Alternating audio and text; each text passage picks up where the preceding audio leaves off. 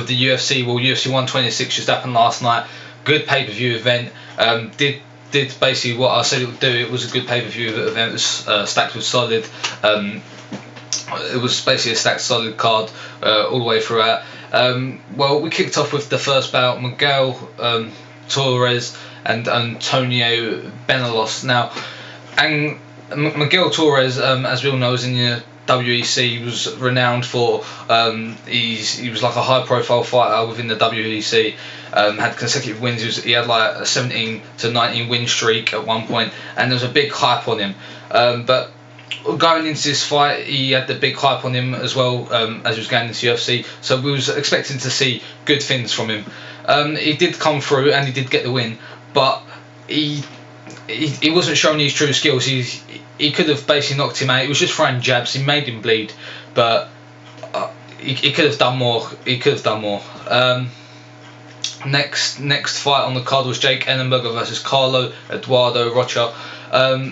Now this fight was actually, I'd say, fight of the night, no doubt about it. Especially with the transition when I was on the floor, when I forgot it was, I think it might have been Antonio Benalos flipped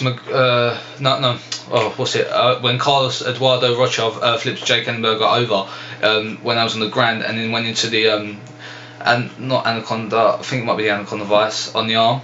And it was overall good fight. It was very exciting. Didn't know it was like counters from everywhere, reversals from everywhere. Good overall fight. But in the end, Jake Ellenberger got the decision with the 3 scorecards, and it went all the way. So can't complain about it.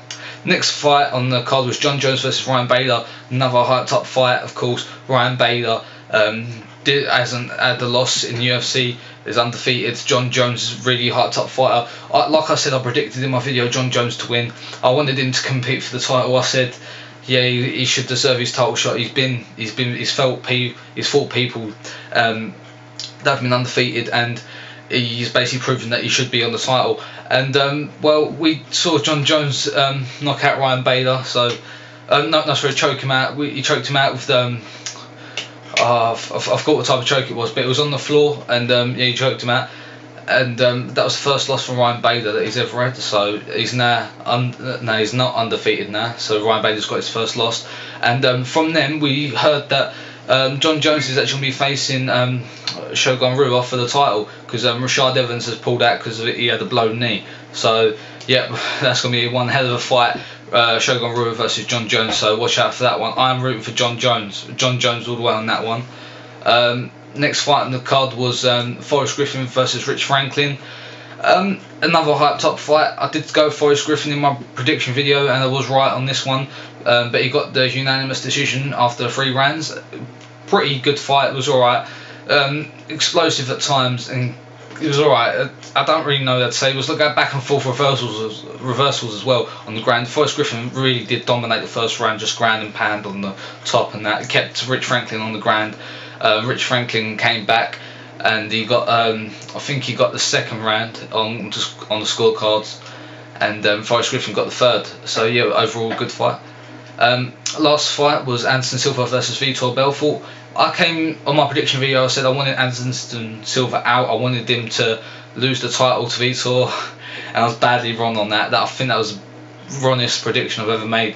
Anderson Silva came in with a first round TKO, a KO/TKO victory, just by a flipping kick to the face, like front kick to the face, and then he just basically just punched him, and Vitor Belfort was out.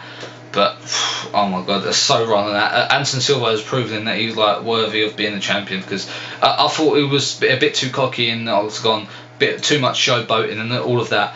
But yeah, he's proved himself. So yeah, fair dues to him, fair dues to Anderson Silva. Can't wait for the next pay-per-view, UFC 127.